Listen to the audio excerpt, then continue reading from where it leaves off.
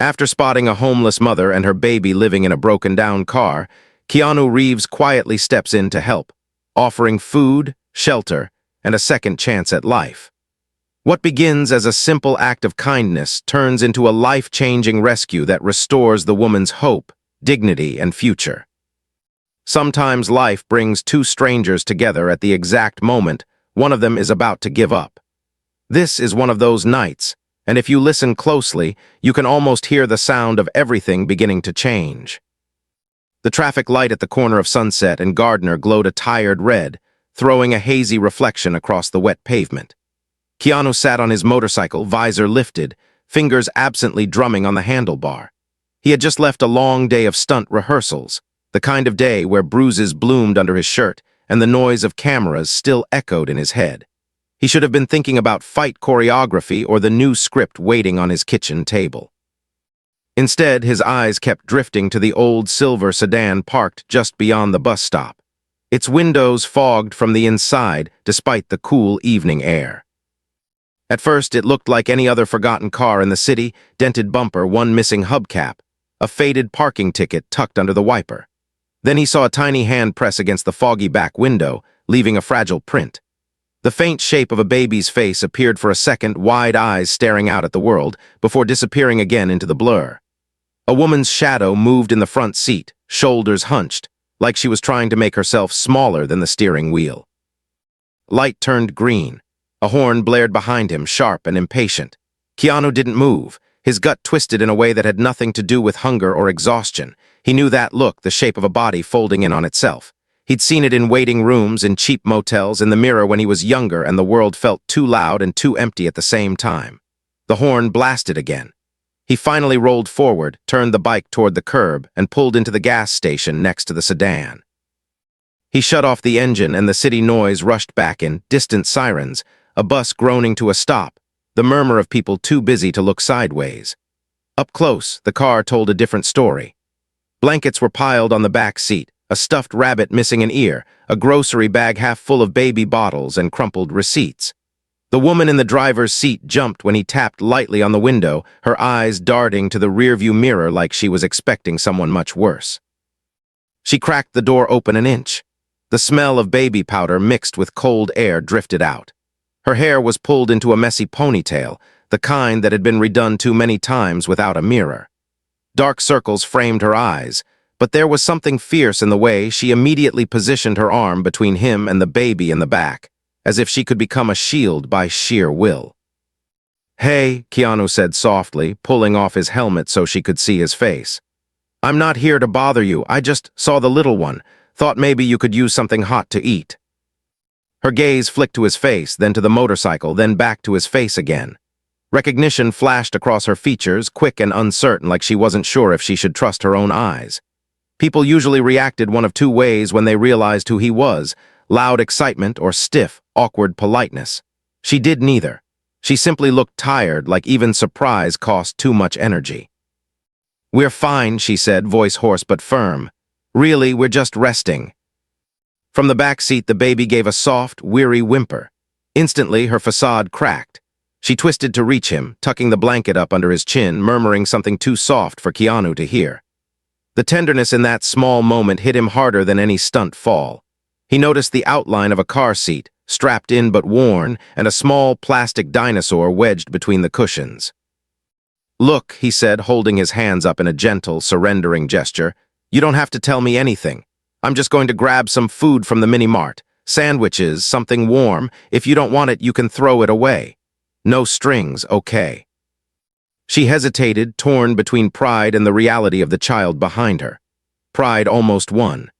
Then the baby coughed, a raw, scratchy sound that cut straight through the thin shell she'd built around herself.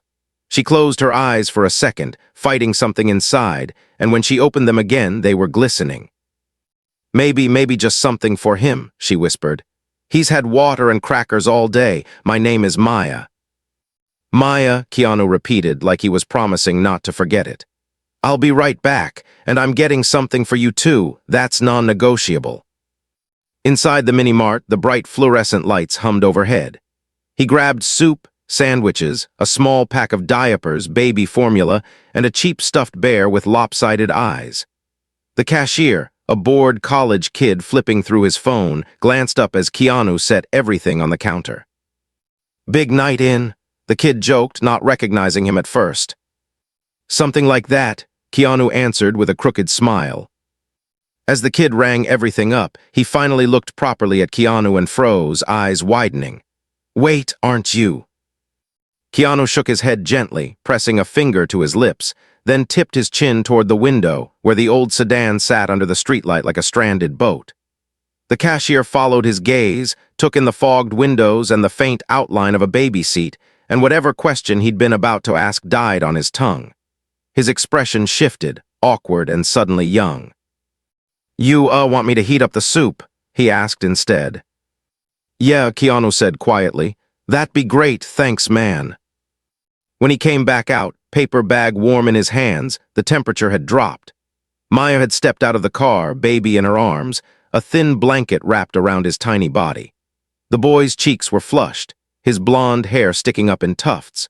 He stared at Keanu with the serious curiosity only very small children seemed to possess, as if trying to decide if this stranger with the tired eyes was safe. "He likes people," Maya said, almost apologetically. "Probably because he doesn't understand yet." "What's his name?" Keanu asked, handing her the bag. "Liam," she replied, and the way she said it carried a whole story, hope, fear, every decision she'd made since he was born. "He's 9 months. He used to sleep in a crib." The words hung there for a moment, fragile and heavy at the same time. Keanu watched her fingers shake as she took the bag, trying to pretend she wasn't overwhelmed just by the weight of groceries. Her knuckles were red from the cold. There was a small bruise near her wrist, fading yellow around the edges. He filed that away quietly, not pressing, but not ignoring it either. He crouched down so he was level with Liam. "Hey, little man," he murmured, his voice softening in a way that surprised even him. "You hungry?" Liam gurgled, reaching one chubby hand toward the paper bag like he understood every word. Maya let out a sound that was almost a laugh, almost a sob. "You really don't have to do this," she said, eyes shining now. "People usually just look away, or they tell me about a shelter that closed 2 months ago, or they say they're sorry and keep walking." "I know," Keanu answered, his face serious now. "But I also know what it's like to wish someone would stop and actually see you. So I'm seeing you, and I'm not walking away, not tonight." She studied him, searching for the catch, the angle, the moment when kindness would turn into control or pity. She didn't find it, but distrust had been her armor for too long to drop it in one conversation. "It's just for tonight," she said quickly, as if she needed to set the rules. "We're driving to my sister's place as soon as I get gas money. She's in San Diego. She said we can stay for a little while." He glanced into the car again. The back seat was crammed with everything they owned, 2 duffel bags, a plastic bag of toiletries, a worn guitar case with a broken zipper. On the windshield, half hidden under the old ticket, was a new bright orange notice from the city, vehicle subject to tow. In the corner, in small letters, was tomorrow's date. Keanu's jaw tightened. "Maya," he said slowly, "how long have you been sleeping in the car?" Her eyes darted away. For a second, the mask slipped completely and he saw the raw truth underneath, fear, shame, and that stubborn streak of pride that had kept her going this long. Liam let out a small cough, his tiny body shuddering against her chest, and she held him closer, kissing the top of his head like she could protect him from everything with just that touch. "Since the end of summer," she admitted, voice barely above a whisper. "I lost my job, rent went up, it was this or something worse, but I'm managing, we're okay." Before he could answer, blue and red lights flickered softly across the wet pavement. A police cruiser rolled into the gas station, pulling up right behind the old sedan. The officer inside glanced at the orange notice on the windshield, then at Maya holding Liam, then at Keanu standing beside them with a bag of food in his hands. The engine cut off, the door opened, boots hit the concrete. The officer adjusted his belt, eyes narrowing as he walked toward them, and Maya's arms tightened instinctively around her baby, every muscle in her body going rigid. Keanu stepped half a pace closer to her without even thinking, feeling the night sharpen around them like the air before a storm, as the officer said in a calm but unyielding voice, "Ma'am, is this your vehicle?" Maya's fingers dug into the steering wheel as the officer stopped beside the car, his flashlight sweeping over the dented door, the stuffed rabbit, the blankets. Liam shifted in her arms, sensing the tension, his small hand clutching at her hoodie. Keanu stayed close, not in front of her, not behind her, just slightly to the side, like he was ready to step in if he had to, but refusing to crowd her. "Yes," Maya answered, her voice dry. "It's my car." The officer's tone wasn't cruel, just tired, the way people sound after seeing too much of the same problem. "We got a call about an abandoned vehicle with a child inside. You've been here a while, ma'am." "Not abandoned," she said quickly. "We're just between places." The flashlight paused on Liam's face. His eyes shone in the harsh white beam, and he let out a confused, frightened whimper. Maya rocked him gently, pulling the blanket higher, instinctively putting her body between him and the light. The officer sighed, dropping the beam toward the pavement. "Look, I don't want any trouble for you," he said. "But you can't sleep here, and this car has a tow notice for tomorrow. You know about that." Her gaze flicked to the orange paper on the windshield, the one she hadn't had the courage to read closely. She swallowed hard. "I saw it. I just need a little more time. I'm going to my sister in San Diego. I'm getting us out of here." "And tonight?" the officer asked. "Where are you staying tonight?" Maya opened her mouth, then closed it again. The lie she'd been using on herself all week, that she would figure something out, that something always came up, collapsed in the cold air between them. For a second, she looked like she might actually crumble. Keanu stepped forward, his voice low but steady. "Officer, I'm getting them a room," he said. "Right now, somewhere safe and warm for the night. I'll cover it and give you the address." The officer turned fully toward him, eyes narrowing as he recognized the face he'd seen on billboards and movie posters. A flicker of surprise crossed his features, then he cleared his throat, trying to keep his professional calm. "Is that so?" he asked. "Yes," Keanu replied. "No cameras, no press, just a room. They need a break, not more trouble." The officer studied him for a long moment, then looked back at Maya, at the way she held her son like he was the last good thing she had left. She couldn't meet his eyes. Her shoulders were squared, but a tiny tremor in her jaw betrayed her fear. "Ma'am, I have to be honest with you," he said. "If I think this child is not in a safe situation, I'm required to call Child Protective Services. Sleeping long-term in a car is not safe. Do you understand?" Fear flashed across Maya's face so sharply it almost hurt to look at. Her breathing sped up. "You can't take him," she whispered. "You don't understand. I left so he would be safe. I left everything. He's all I have. I'm not hurting him. I'm doing my best." The officer softened a little. "I hear you. And I'm not saying you're a bad mother, but I have a job. If you stay in this car tonight with that baby, I have to make that call. If Mr. Reeves here really is getting you a room and I can confirm an address, then I can log that you're in temporary housing and walk away. That's as far as I can bend the rules." Maya looked between them, her pride and panic clashing inside her. Accepting help meant opening a door she'd kept bolted shut for months. It meant trusting a stranger with a famous face who could disappear from her life tomorrow like he'd never been there. But the word CPS echoed in her head like an alarm bell. Images she'd seen in news stories, kids being pulled from their mother's arms, made her hold Liam so tight he fussed in protest. Keanu spoke gently like he could feel the storm inside her. "Maya, I'm not asking for anything. No favors, no payback. Let me get you a room, 2 rooms if that makes you feel better. You keep the door locked. You decide what happens next, but don't let fear make this choice for you. Not when he's coughing in the cold back seat of a car." The officer checked his watch. "You have about an hour," he said. "Either you leave with an address I can write down or I have to make that call. I wish I had better news. I really do." The parking lot went strangely quiet. The distant traffic noise faded under the heavy weight of the decision pressing on her chest. Maya looked at the cracked dashboard of her car, at the tickets, the tow notice, the broken air vent she'd taped with hope and cheap plastic. Then she looked down at Liam, his tiny face nestled against her, trusting her completely without even knowing it. Her throat tightened. "I don't even know you," she murmured to Keanu, her voice breaking in the middle. Why would you do this for us? He held her gaze, not flinching, not rushing her. Because I've had people step in for me when I didn't think I deserved it, he said quietly. And it changed everything. Maybe this is my turn to return that. The officer shifted, waiting. The neon light from the gas station flickered over all three of them, over the old car that had been both prison and shelter, over the baby who had no idea his entire future was hanging in the balance.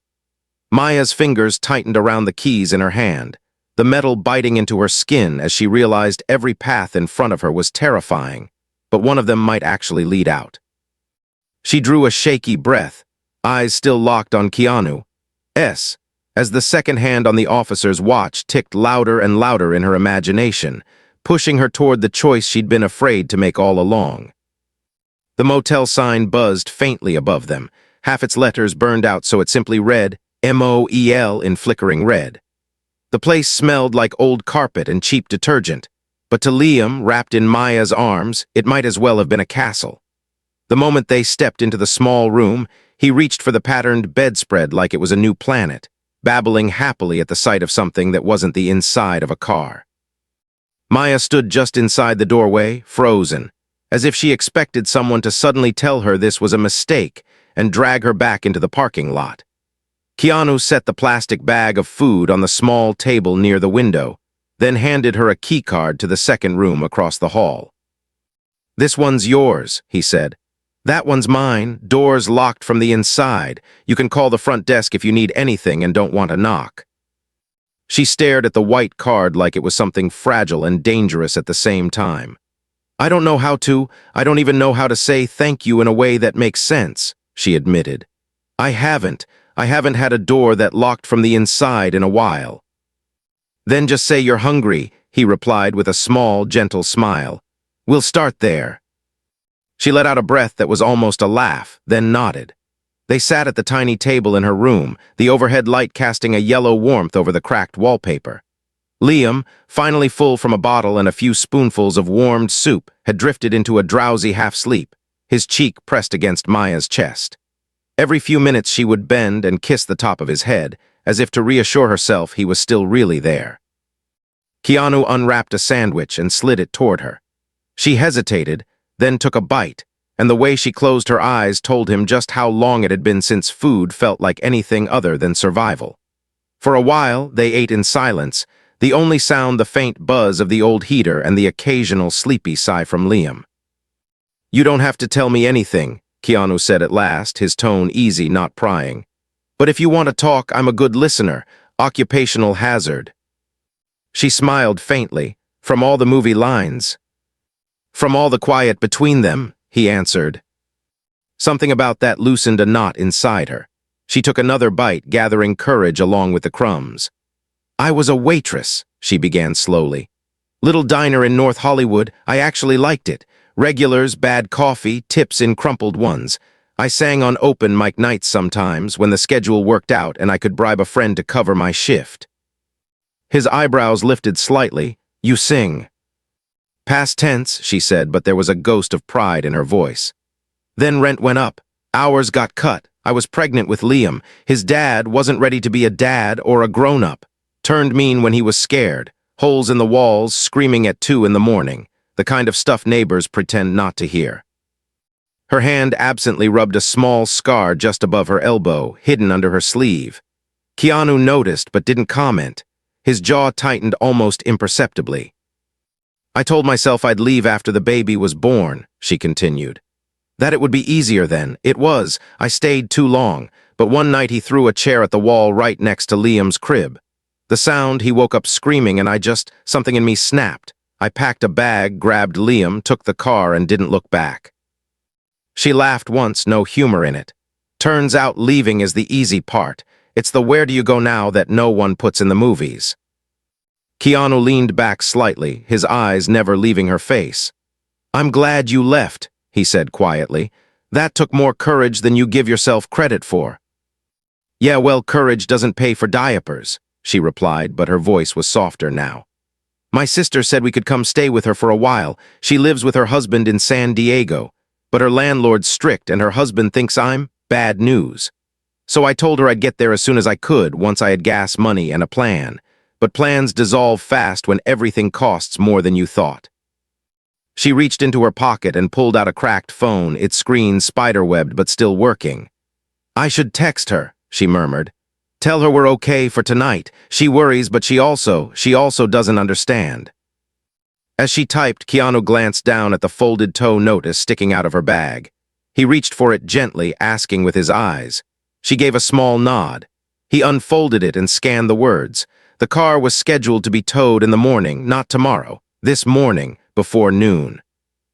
He swallowed, imagining Maya waking up in that gas station lot to find her last bit of shelter gone, everything inside it impounded or dumped. No blankets, no car seat, no guitar case, no thin sheet of metal and glass between Liam and the cold night air.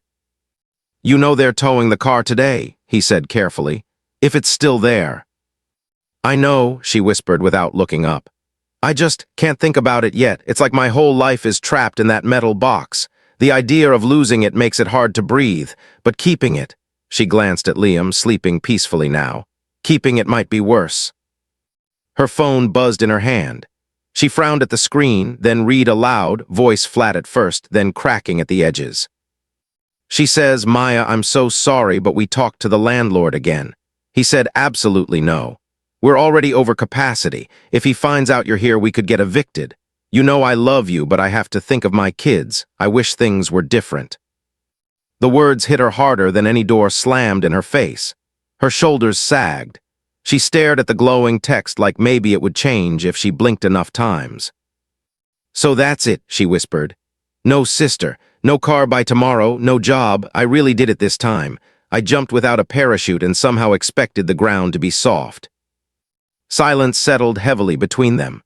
Liam shifted, pressing his face closer against her, completely unaware that an entire future had just closed in front of him with a single message.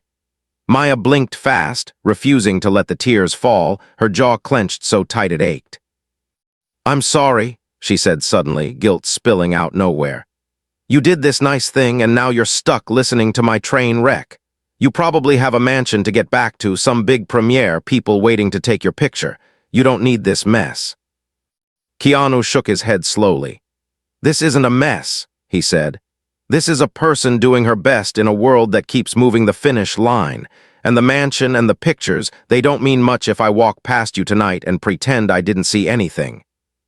He looked at the tow notice again, at the text on her phone, at the small child sleeping after days of coughing in the cold. A strange calm settled over him, the same feeling he sometimes got right before a big stunt, when the fear and the decision finally lined up in his mind. I thought I was helping for one night, he admitted. But I can't shake the feeling that if I walk away in the morning, I'm leaving you in a worse kind of danger. I don't know exactly what the plan is yet, Maya, but I know this isn't the end of the story. She stared at him, exhausted and weary and hanging on by a thread. What does that even mean? She asked, her voice barely more than a breath. He glanced once more at Liam, then back at her, his eyes steady, something like resolve hardening behind them. It means, he said slowly, I'm not letting that tow truck decide your future, not if I can help it. And I'm going to help, more than you probably feel comfortable with right now. A flicker of panic and hope flashed across her features at the same time, like two storms colliding. Her grip tightened around her sleeping son as she realized this stranger might be about to change everything, in ways she couldn't yet see, in ways that terrified her almost as much as they relieved her.